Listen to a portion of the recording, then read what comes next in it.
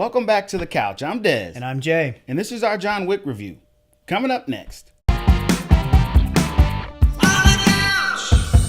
With those two bald guys.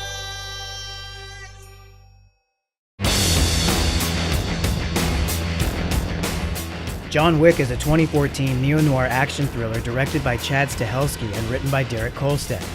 It stars Keanu Reeves, Michael Nyqvist, Alfie Allen, Adrian Palicki, Ian McShane, and Willem Dafoe. Legendary assassin John Wick has retired from his violent career after marrying the love of his life. While mourning her sudden death, a sadistic mobster steals his prized car and kills his new puppy. This fuels John's vengeance, causing him to unleash a remorseless killing spree on everyone who has wronged him. Got another John Wick chapter about to come out, so we're covering the first John Wick. We're just brought right into it. We get a car crash, we get John Wick falling out of this car. It's an effective way to bring you into the film, for sure. It's actually my first negative about the film right from the beginning as well, though. I really don't like where they set up something like an action scene just to draw you in, but it's actually something that happens later in the story. I would rather them just start with John Wick having the flashbacks about his wife and go from there. I didn't need the scene with him falling out of the car because we're just going to come back to that later, and I don't want to know that's where he ends up. So I hate it when they do this on television shows, and I really don't like to see it in movies. Show me the story. I don't need the spoiler action beginning. I understand the criticism, and I respect it. I don't know, for me, if I go as far as to consider it a negative, it kind of piques your curiosity. And I like that they want to draw you into the story right off the bat. I get it is kind of overused and something that's been happening more frequently, but I think it's kind of effective. It definitely made me want to know who is this guy, what's going on. But I just, as a general principle, I just don't like it because I find it to be kind of lazy storytelling. I can't push back against that too much. I think it's just one of those preference things. I've forgotten this film has kind of a noir feel to it. The way the shadows are done, there's a lot of contrast. It's very dark, very moody. John Wick's a hitman, trying to be a retired hitman, and he had fallen in love with a woman, and she's now gone. And of course, it's raining, pouring rain at the funeral, because, in movies, what funeral isn't pouring rain, right? Right. Everyone that's outside has to be pouring rain. Exactly. So a little bit cliche, but it fits with this mood that they're trying to create. Right. It's successful at drawing me in and making me very aware of what kind of movie this is going to be. She knew she was sick, and it wasn't a surprise that she was going to be gone in a certain amount of time. So she had made peace with that. He gets this gift, which turns out to be this cute little puppy. This is the symbol that she wants him to use to be able to make peace with the entire situation, losing her and moving on from the past events in his former assassin life. We get to see that cute little puppy, and he's just starting to bond with it, and right in the middle of that, they take it away. The movie itself is kind of a generic story, really, when you boil it down, but putting this dog as the catalyst of death. So really, this is over a car. Let's say that first. Theon Greyjoy from Game of Thrones sees John Wick at a gas station and sees his car. He wants his car. And it's all over that. So him and his buddies hunt John Wick down at his house and beat the hell out of him just to take his car. And while they're there, they kill his puppy. First of all, the puppy's okay. Andy the dog is okay. I looked that up. Like, he's fine. That's what stuck with me, is I didn't remember anything really about John Wick, the movie, but I remembered they killed that dog and he had to go after them. Not only do they beat him up, take his car, kill his dog right in front of him, then they push this bloody puppy right up against his face so that when he comes out of being unconscious, that's the first thing he's going to see. I just can't wait for him to go, bonkers and go and find every single one of these guys. Turns out to be the last guy you want to do this kind of thing to was just because you're bratty little kids that think they can get away with whatever they want to get away with. It wasn't like they were exacting revenge on this guy. It gets you worked up right off the bat. It knows what buttons to push, because very few people are going to be like, I don't care about the dog. But then it's layered because that dog means something. I had also forgotten John Leguizamo was in this. He's only in the one scene. He's the owner of a car shop, like a chop shop. A chop shop, yeah. He's very, very good in his part, even though it's a small role. I believe he is this guy. I love the look on his face when he recognizes the car. Right. I asked you, where the hell did you get it? Oh, look at you. It's great. You're gonna come into my shop and you're gonna pull a gun on me. That's great, man. Come on. Now, you kill me right now, or you get the out of my shop. He calls up Theon Greyjoy's father, Vigo, I think his name is. He's this gangster in town, really well known, really well respected. He wanted to know why you struck his son. And the response is just beautiful. I heard you struck my son. Yes, sir, I did. Yeah, may I ask why? Yeah, well, because he stole John Wick's car, sir, and killed his dog.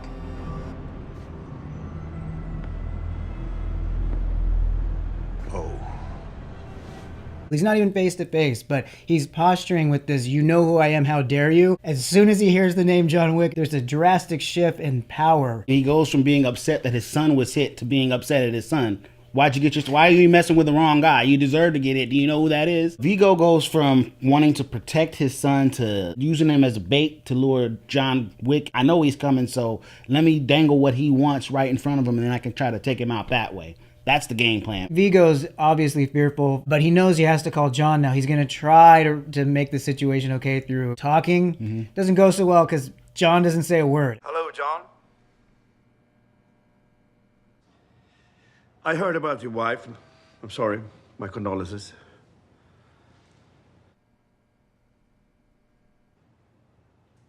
John?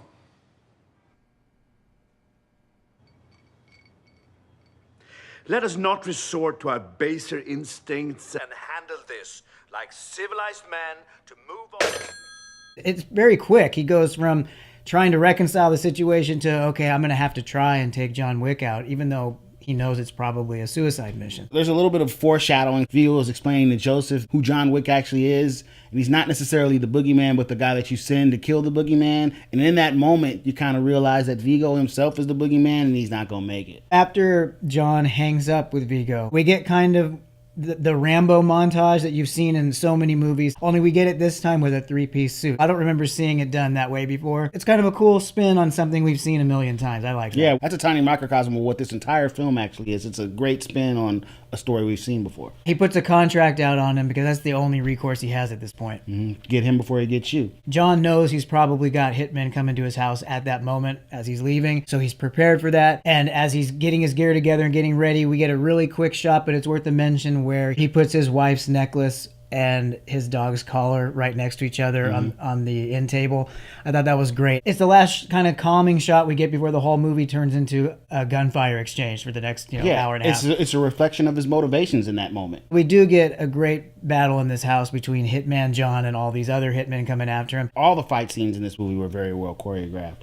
And that's kind of the rewarding part. Like after you get the motivation to see him want to exact revenge, the way that you get to see him exact that revenge was executed perfectly. We get to see John take out these guys, and we get this great scene after that where the cop shows up. Noise complaint. Noise complaint.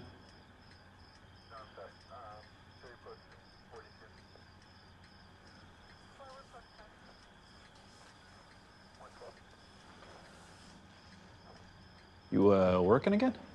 No, just sorting some stuff out. I'll leave you be then. Good night, John. Good night, Jimmy.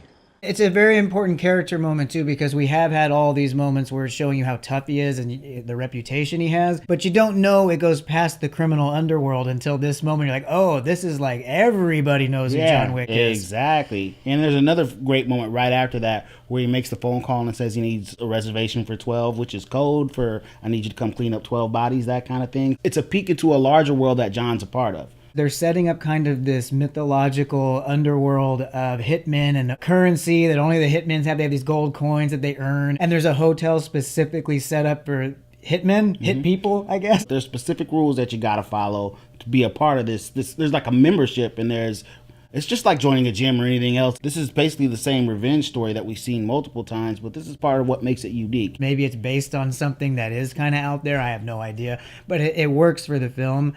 And yeah, to me as a viewer, it seems kind of far-fetched that this would actually be happening, but it's okay. Like the way they set it up in this film, you accept it. It works. Ian McShane is in this. He's in a ton of stuff from like Hot Rod, so he does comedy. He was Blackbeard in the Pirates of the Caribbean. So we kind of have a Pirates Code kind of connection there. Pirates Code. Assassin's Code. Yeah, Assassin's Code going on there. He's kind of like the manager, the leader of the Continental. Yeah, the owner. Where it's common ground. We offer you services, but you're not supposed to go one-on-one with all the other guests. Yeah, no business is to be, conducted on continental grounds. We get this great scene with the always awesome Ian McShane kind of explaining to the audience what the rules are and whatnot, because John is looking, he wants to do business. He doesn't care pretty much where it's at. So he has to be reminded, John, not here. Right. Which is important because we have a female assassin who goes by Perkins, played by Adrian Palicki, who doesn't care about these rules, and that comes into play. Vigo kind of sweetens the pot. He says he's willing to double the contract if you're willing to break the rules of the Continental. Through dialogue, we learn that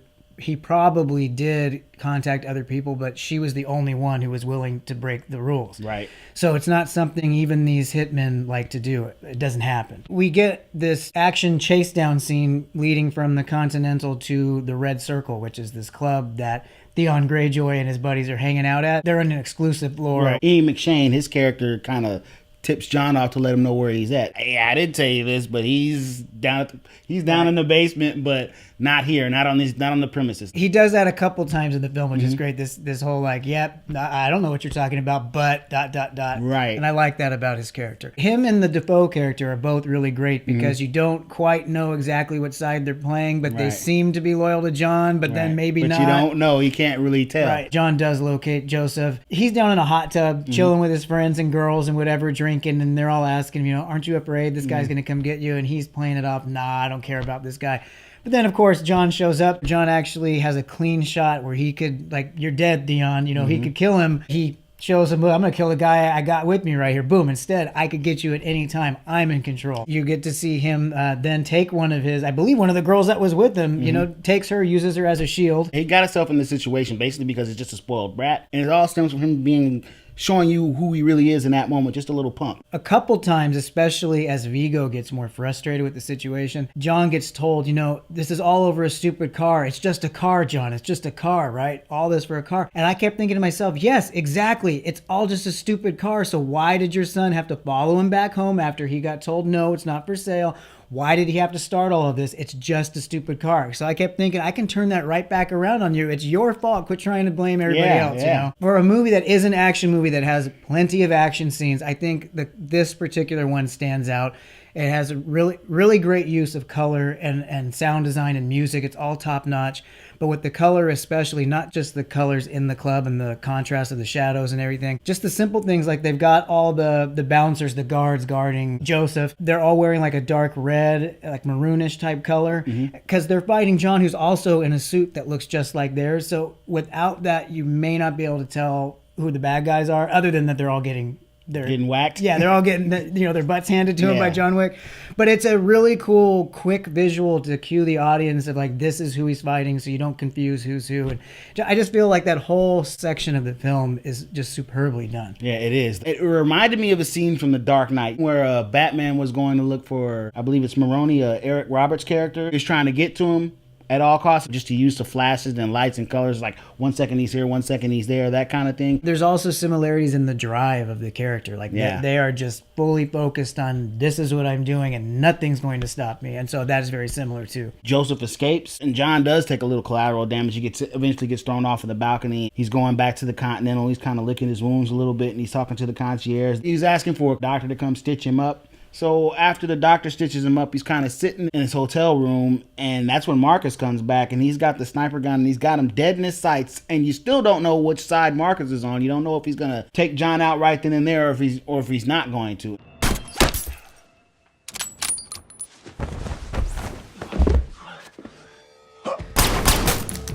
Hey, John. Perkins, I thought I'd let myself in. I noticed.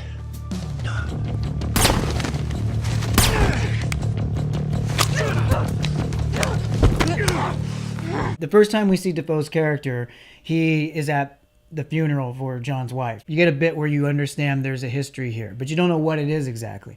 And so when this contract goes out on John, there is a scene where he actually tells Vigo, okay, yeah, I'll do it. And the next time we see him, he's got a scope on John. So right when you think he's going to kill him, nope, he's going to warn him instead. This continues to happen throughout the film. Even though he had saved him once, I still didn't know for sure if he was going to save him the next time. I got the feeling with this character that he was really struggling within himself, like, do I really want to do this or not? Because that's good money. Like, there was that side to him. But in the end, we find out, no, he actually is very loyal to John. But I love how the filmmakers don't let you in on that until the right moment. I remember the first time that I saw this film, I thought he just missed. The way that it was shot, it's so ambiguous that you're still not 100% sure what the reasoning, what the motivation behind it actually is. John finds out that Vigo, he's storing all his money valuables in this vault that there's a front is a church, you know, like who's going to go into the church? John, of course, doesn't care. And again, that's what I love about this. I, as a viewer, don't care that he has to go into a church and do things that you probably shouldn't do in a church. I don't care because like this guy deserves to hunt this guy down and get him. I love that he just burns all the valuables once he gets there. It's another parallel to the Dark Knight where he just kind of, I don't care about the money. It's symbolic. Vigo does eventually capture John Wick. Vigo's about to walk off thinking my two hitmen guys are going to kill him. It's the classic, I guess, the villain, like, I don't need to watch him die. I'm going to leave them alone and not actually witness them dying. I'm just going to assume it all went to plan. What? John just starts screaming at him. We've had this under the surface for John, this angst, but it's never been let out. He's kept it in reserve until now. People keep asking if I'm back, and I haven't really had an answer. But now, yeah, I'm thinking I'm back. So you can either hand over your son, or you can die screaming alongside him! He just belts it all out, and it actually feels great as a viewer. Willem Dafoe's character, he has found out by Vigo that he has been helping John, so now Vigo feels betrayed, so he's really angry. Kills Marcus, unfortunately. And he knows once he's done that, John is going to come for him, so he's got to get out of there. So he's got a helicopter waiting. These two SUVs with Vigo and his men, they're trying so hard to get to this helicopter. We just got to make it to the helicopter, then we should be okay. And then John shows up. The moment that his men realize that John's behind them, they start to panic. Vigo just realizes, yeah, I'm probably not going to make it. So why do I even, at this point, I don't. So he actually starts grinning. That accelerates into him laughing. One of his men asks him, hey, give me a gun, you got another gun? And he starts like half handing it back to him, and the guy's like, what are you doing?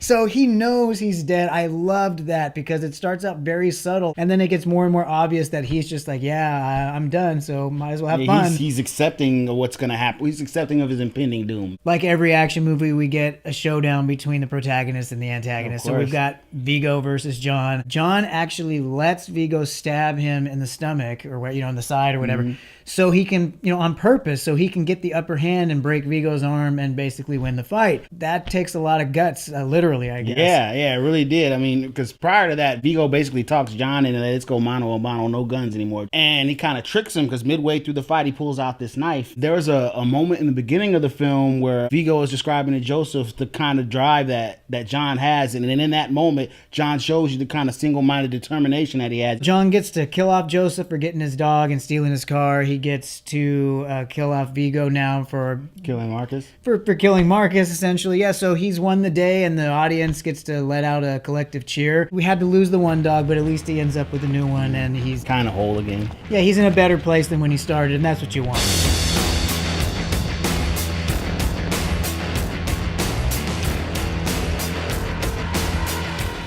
I think we're ready to sum up John Wick. The story is incredibly simple. It's a great revenge story that invokes the right emotions. The acting was spectacular. There's great camera work and use of music and fight choreography. I'm going to give John Wick 4 out of 5 shiny bald heads, and I look forward to watching the sequels. I really like John Wick. It creates a fantastical setting of these hitmen and their underworld, but it does it in a believable way. It's moody, it's gloomy, and it's violent, but it's all justified. You want John to be doing these things because you feel like all these people deserve it. So they do a really great job at making the viewer feel everything that John, as the protagonist, is feeling at every step of the way. I think that's tough to do in film and can be taken for granted very easily, and it's very competently done here. I'm going to give it 4.5 out of 5 shiny bald heads.